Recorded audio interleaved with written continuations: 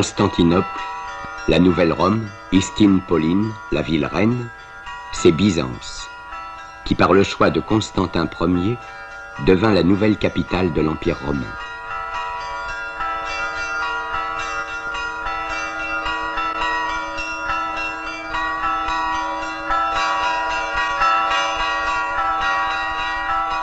Son rayonnement accuse aussi l'affrontement de deux civilisations, celle de l'Orient musulman et celle de l'Orient gréco-latin.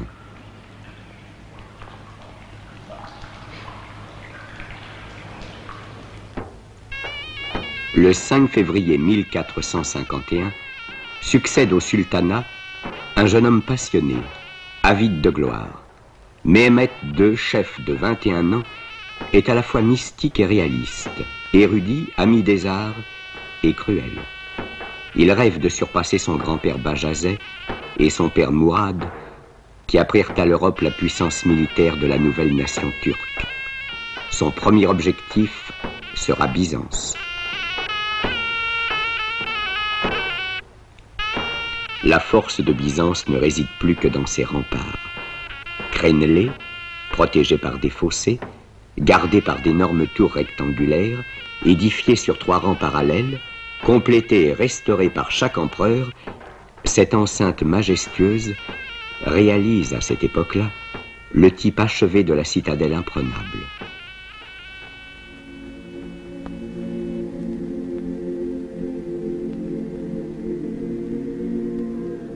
La cour de l'empereur de Byzance. De chaque côté du trône, un lion en or massif frappe le sol de sa queue, ouvre sa gueule, remue la langue, rugit. Le visiteur s'approche, se jette 3 fois face contre terre. L'empereur a été élevé dans un tabernacle par une machine invisible presque jusqu'à la voûte et apparaît éblouissant dans ses vêtements sacerdotaux.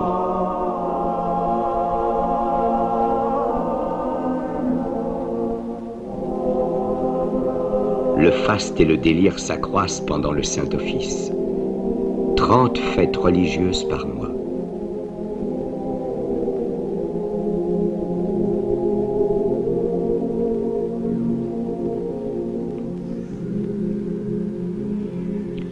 L'ancien empire byzantin qui s'étendait de la Perse aux Alpes et jusqu'au désert de l'Asie se traverse à présent aisément en 3 heures de marche.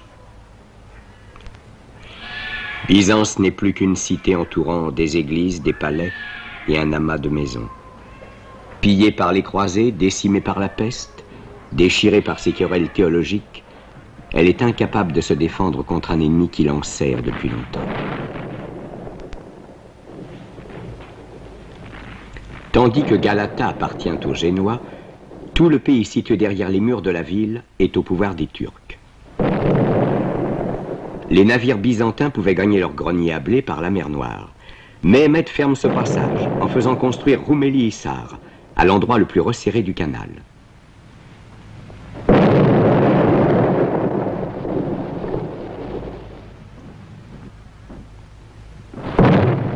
Le 5 avril 1453, une immense armée ottomane inonde la plaine de Byzance.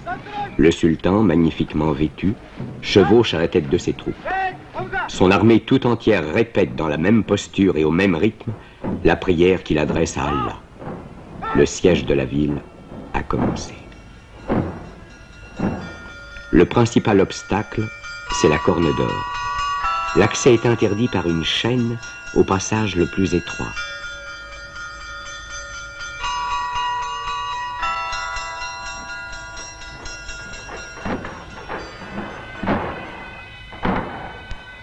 Méhémet conçoit alors une idée stupéfiante d'audace. Dans la nuit du 22 avril, 70 vaisseaux se transportent d'une mer dans l'autre, par monts et par vaux, à travers les vignobles, les champs et les bois.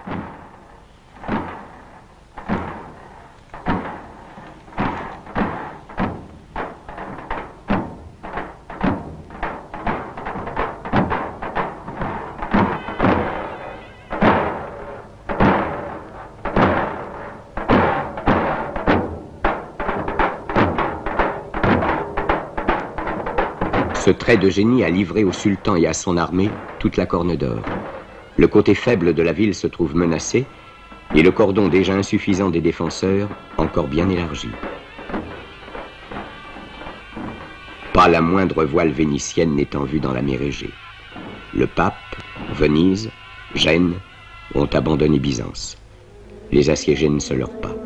Ils sont 8000 contre 150 000.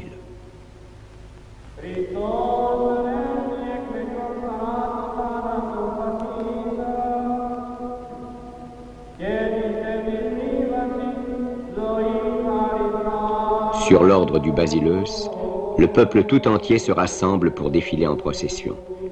On sort des églises les saintes icônes. Partout où une brèche s'ouvre dans les remparts, on accroche l'image d'un saint.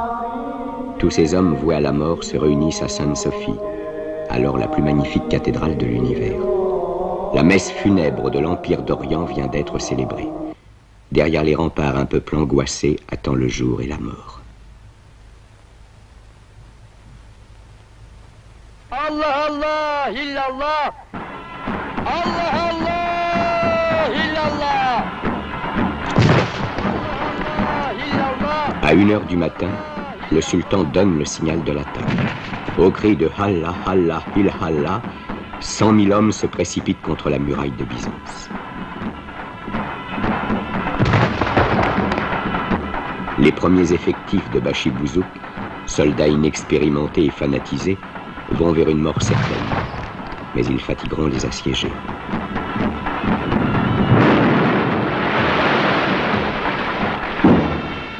Quand l'aube commence déjà à blanchir, le sultan est obligé de faire donner sa réserve, les janissaires, la fleur de l'armée ottomane.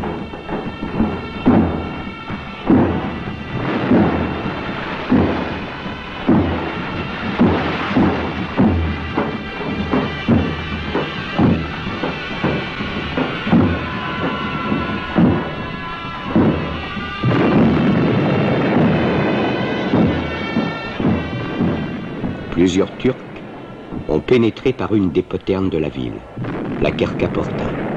Les soldats grecs aperçoivent les Turcs et poussent le cri fatal, la ville est prise.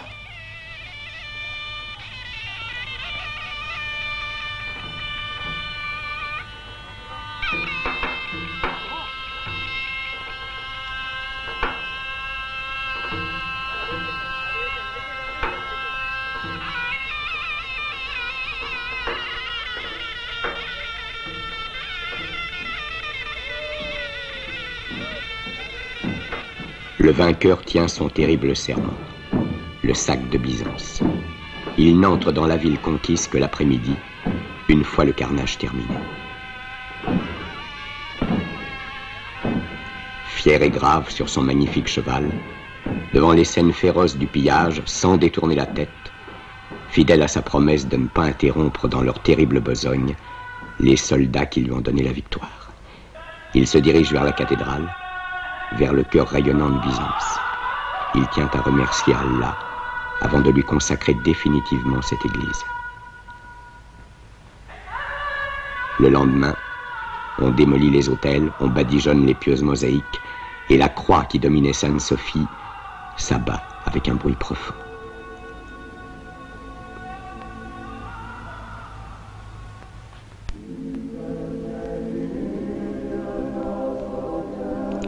L'Europe s'aperçoit en frémissant que par sa sombre indifférence, une puissance envahissante a fait irruption chez elle.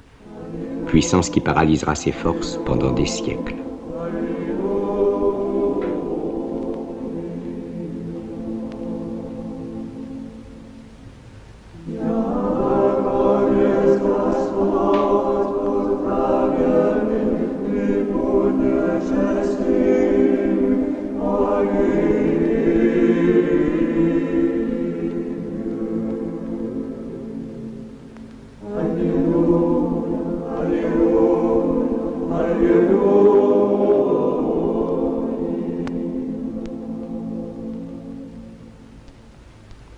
Mais dans l'histoire comme dans la vie des hommes, le regret ne répare pas la perte d'un instant. Et 1000 années ne rachètent pas une heure de négligence.